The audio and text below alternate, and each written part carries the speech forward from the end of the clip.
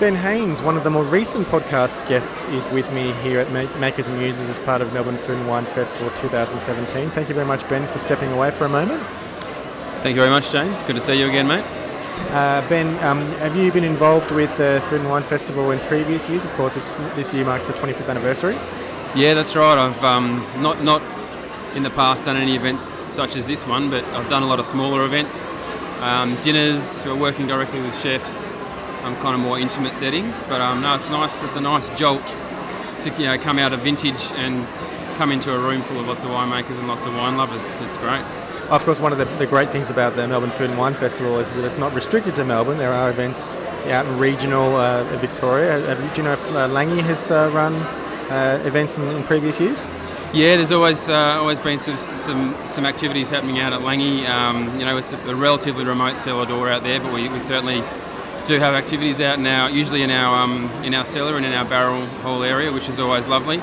And we tend to notice a bit of a kind of extra influx of people coming across through our cellar door this time of year as well. There seems to be a bit of wine and food in the air, which seems to kind of transmit out our way, which is always nice too. So we do still feel the energy out there for sure.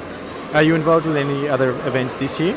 No, not personally. I've certainly had a long vintage, so my vintage starts in the Yarra Valley pretty early, and obviously being out at Mount Langi Ghiran, where everything seems to happen very, very late, given our very cool climate.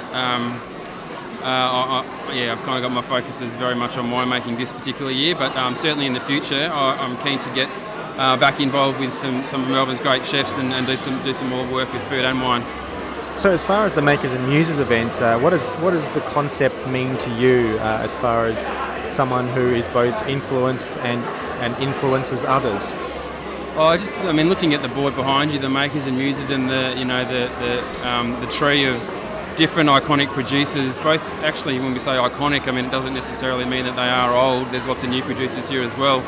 When I first heard that we were going to be involved with this event, I guess you feel quite proud because there's some incredible names here, some incredible people here.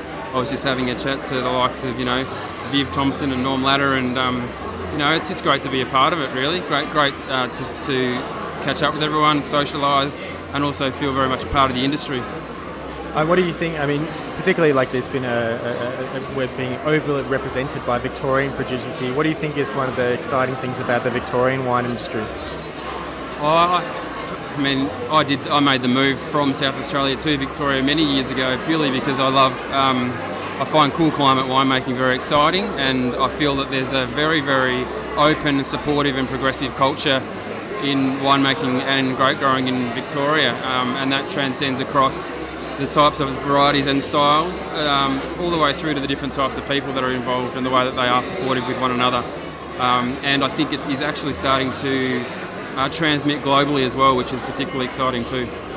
How has the 2017 vintage been for Mount Langi Ghiran and for the Ben Haines wines?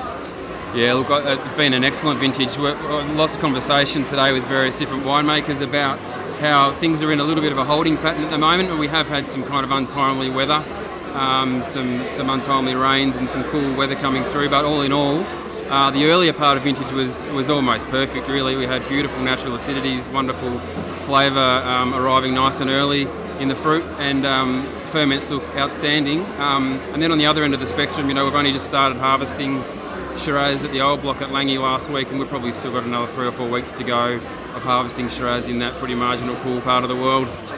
Now, being in a more isolated part of Victoria, is there anyone that you've been particularly looking forward to catching up with and tasting the wines you haven't seen for a while?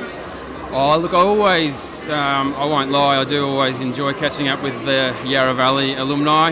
Good to see Pat Sullivan over there and Bill Downey, guys that I've spent a bit of time with over the years.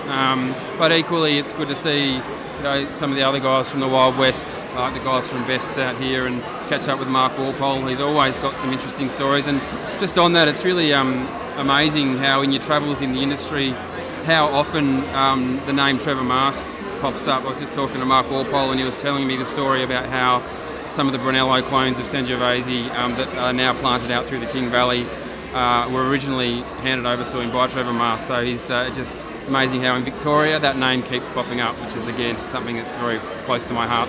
Fantastic. Well, look, Obviously, I'm sure everyone appreciates you making the trek down to Melbourne, still in vintage, and I hope that you have a lovely afternoon and the rest of the event. Thank you very much, James, and to you.